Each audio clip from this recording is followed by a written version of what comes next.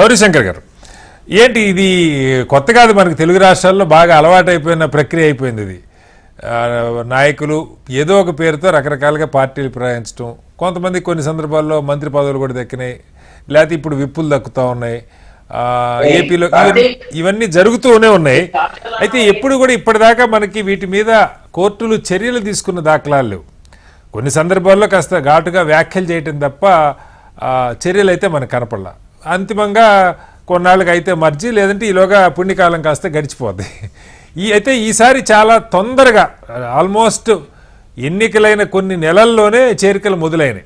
దాదాపు 10 మంది పైగా చేరున్నారు. 2-3 కేసులు సుప్రీంకోర్టు దాకా వెళ్ళిన పరిస్థితి. ఏం జరగవచ్చు గౌరీశంకర్ గారు? అల్టిమేట్లీ కోర్ట్స్ చాలాసార్లు చెప్పారు వాళ్ళు, speaker has to take a speaker out council chairman they have to take a decision and constitutional validity కూడా ఉందంటే కోర్ట్స్ డెఫినెట్లీ వీళ్ళు ఇంటర్వీన్ అని అన్నారు. కానీ ప్రతిసారి వీళ్ళు అంటే మాకు we'll take a decision on the reasonable time అని అంటే ఇప్పుడు సుప్రీంకోర్టు అడిగింది అది what should be period to decide A disqualification reasonable time ఏంటి అని అడిగింది ఇప్పుడు మన స్పీకర్ కి. రీజనబుల్ టైం అంటే what is the reasonable time? నెలలు పెట్టుకున్నారు.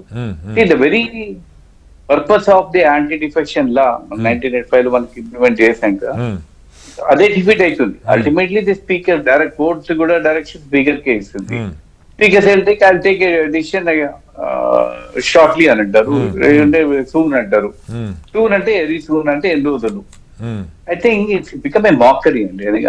అన్లెస్ ఇంట్లో ఒక పార్టీలో స్ప్లిట్ అయింది తప్ప యాంటీ డిఫెక్షన్ లో anyone who crosses the floor ఒక పార్టీ టికెట్ మీద గెలిచి ఇంకో పార్టీకి పెట్టారంటే that attacks anti defection law and it has to he has to be disqualified immediately. అసలు యాక్చువల్లీ ప్రొవిజన్ పెట్టుకోవాలి. ఒక ప్రొవిజన్ ఏంటంటే మళ్ళీ అమెండ్మెంట్ తెచ్చుకోండి, ఎన్నో అమెండ్మెంట్స్ కానీ ఇదొక ఇంకో అమెండ్మెంట్ చేసి the moment cross a floor ఒక పార్టీ నుంచి ఇంకో పార్టీకి షిఫ్ట్ అయిపోయినారంటే immediately you will be disqualified అని పెట్టే రూల్ ఇలాంటివి జరగవు. లేకపోతే ఏంటంటే ఒక పార్టీ మీద ఎలక్ట్ అయిన రాత్రి ఇంకో పార్టీలో జాయిన్ అయిపోతారు, వాటి మీద యాక్షన్ ఉండదు, కోర్టులో నెలలు నడుస్తూ ఉంటది. అక్కడ గవర్నమెంట్ టైం వేస్ట్. ఇక్కడ speaker will not take a decision because speaker is all powerful. అంటే మళ్ళీ కాన్స్టిట్యూషన్ ఏంటంటే courts cannot interfere in the functioning of the legislature అంటారు. కాబట్టి I think this becoming very మాకరీ. అసలు స్టార్ట్ అయిందే మన 60s లో స్టార్ట్ అయింది. గయారాం అనేది కాన్సెప్ట్ అదే కదా. 60లో అప్పుడు హర్యానాలో ఒక పార్టీ నుంచి ఇంకో పార్టీకి అంటే అది ఎన్నికలప్పుడు అనుకుంటా సార్, నాకు గుర్తుండి అది ఎన్నికల్లో పార్టీ ఫిరాయింపులు, ఇదేమో అసలు గెలిచాక పార్టీ ఫిరాయింపులు.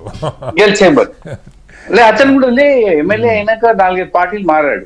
ఓకే, అతను అతని పేరు గయారాం, అతను ఎమ్మెల్యే పేరు ఐ రిమెంబర్ గయారాం అతను. అంటే రాత్రి మారితేనే అప్పుడే ఫేమస్ అయిపోయాడు గయారాం అంటే.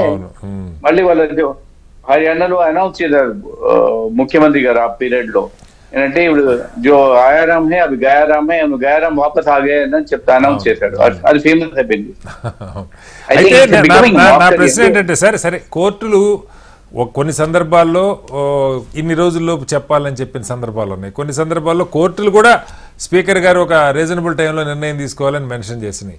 ఇంకొన్ని కేసుల్లో పార్లమెంటే ఒక నిర్ణయం చేయాలి, దీని అసలు స్పీకర్లకి అధికారం ఉండాలా వద్దా, లేదంటే ఎవరన్నా ఒక రిటైర్డ్ సుప్రీంకోర్టు జడ్జిని ఎవరన్నా ఒక ట్రిబ్యునల్గా పెడతారా, ఇలాంటి వాటి మీద నిష్పక్షపాతంగా డెసిషన్స్ తీసుకుంటారని. కానీ సుప్రీంకోర్టే పలు సందర్భాల్లో పలు రకాల వ్యాఖ్యలు చేసిన బ్యాక్ డ్రాప్ సార్ ఇది. సో ఏం జరుగుతుంది అన్నది కొంచెం అర్థం కాని పరిస్థితి గౌరీశంకర్ గారు. ఇప్పుడు సుప్రీంకోర్టు ఎన్నో జడ్జిమెంట్ లో ఒక మాట మాత్రం చెప్పారు, the chairman the speaker will have to take an ultimate decision making authority in the case of disqualification. Yes. They are ultimately we give directions. Okay. But ultimately they have to take a decision because under constitutional institutions kabatti one cannot direct another constitutional speaker will say okay I'll take a decision during at a reasonable time. What is reasonable and malli speaker ఇప్పుడు Supreme Court question chesindi. I think but somewhere you have to put a full stop andi lekunda it's a mockery. Correct. ఏ పార్టీలు కూడా దీనికి exception కాదు, మినహాయింపు లేకుండా ఉన్నాయి ప్రతి పార్టీ. వాళ్ళకి తెలుసు కదా. అంటే ఇప్పుడు పొలిటికల్ పార్టీస్ ఎందుకు దాని మీద స్ట్రెస్ ఎందుకు చేయాలంటే అల్టిమేట్లీ ఇవాళ ప్రతి ఒక్కరు విల్ బి ఎఫెక్టెడ్. ఇవాళ లేకుండా రేపు వేరే పార్టీలు జాయిన్ అయితే మన మీద పడతారని వాళ్ళు కూడా they will don't want to press it. అవును అవును వాళ్ళు కూడా పెద్ద సీరియస్ యాక్షన్ తీసుకోవాలని వాళ్ళకి ఏముండదు. ఓకే నడుస్తుంది నడవని ఎందుకు ఏమైతుంది రేపు పొద్దున మనం కూడా అదే చేస్తాం కదా అన్నట్టుంది. అవును but it has become a mockery అండి, ఎందుకంటే it's not correct. Public faith అవుతుంది. People have voted them to elected them as MLA. ఒక పార్టీ ఒక ఐడియాలజీ మీద ఒక ప్రామిసెస్ మీద ఎలక్ట్ అయిన ఎమ్మెల్యేని అతను రాత్రి అంటే ఇంకో ప్రజల ఆలోచన నాకు తెలియదు కానీ గౌరీశంకర్ గారు కార్యకర్తల ఆలోచనలు అయితే చాలా చేంజ్ వచ్చిందని చెప్తారు. అది నిజమో కాదు తెలియదు. ఒక పార్టీ ఓడిపోతే ఆ పార్టీలో ఎమ్మెల్యే ఉంటే ఎందుకన్నా ఇటు అటు వెళ్ళిపోతే తొందరగా మనకు పనులు అవుతాయి అన్న దాన్ని స్పృహానాలో లేకపోతే అధికార పక్షాలు ఉండకపోతే పనులు కావు అన్నది ఎస్టాబ్లిష్ అయిపోయింది. క్యాడర్ కూడా అదే కోరుకుంటున్నారని చెప్తారు. 100% కరెక్ట్. ఎందుకంటే ప్రతి ఒక్క ఎమ్మెల్యే కానీ ఎవరైనా కానీ రూలింగ్ పార్టీలో ఉంటే మన ఫండ్లు అయిపోతాయి, రూలింగ్ పార్టీలో ఉంటే మనకి ఏమైనా ఫండ్స్ దొరుకుతాయి, రూలింగ్ పార్టీలో ఉంటే మనకి ఏదైనా హోదా దొరుకుతుంది, మనకు ఒక మన ఏం చేసుకో కొన్ని డబ్బులు సంపాదించుకోవచ్చు. మనం రూలింగ్ పార్టీలో ఉంటేనే లాభం మనకు. అపోజిషన్ లో ఉంటే మీరు ఒకప్పుడు period of opposition leaders different. ఇప్పుడు ఒకప్పుడు మనకి సిఎస్ రాజేశ్వరరావు గారు ఉండేది, రఘువంతం రెడ్డి గారు ఉండేది, చాలా మంది మంచి మంచి టాప్ అపోజిషన్ లీడర్స్ ఉన్నాయి. They were highly respected.